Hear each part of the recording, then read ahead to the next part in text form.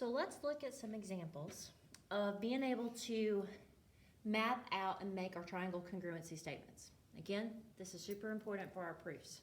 So remember how I said how titling is very important.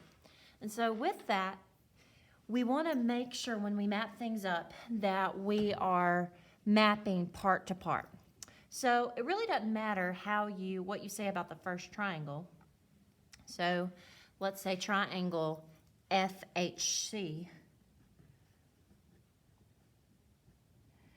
What matters is how I map it to the second triangle. So F is going to map to K because it's the only angle that's not marked. So F maps to K. Okay, so H, notice how it's going to map to L. And then last, C, notice how it maps to J. So triangle FHC is congruent to triangle KLJ. Because I said FHC, I have to make sure when I make my second statement about the other triangle that the corresponding parts are mapping up. So what I did was I went by my tick marks. I went from no tick marks to 1 to 2. No, 1, 2.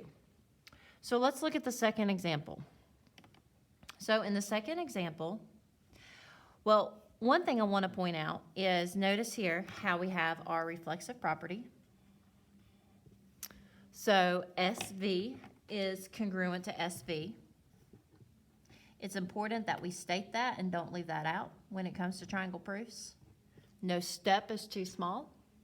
So now let's make our statement. So I'm going to name my first triangle, triangle SVR. And so now that I've said that, let's map what goes together.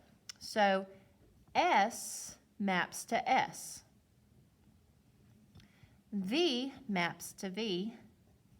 And R maps to T.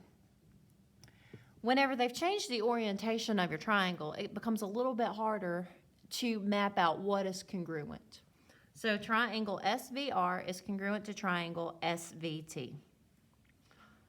Okay, so the next video, you're going to look at 2 more examples, and then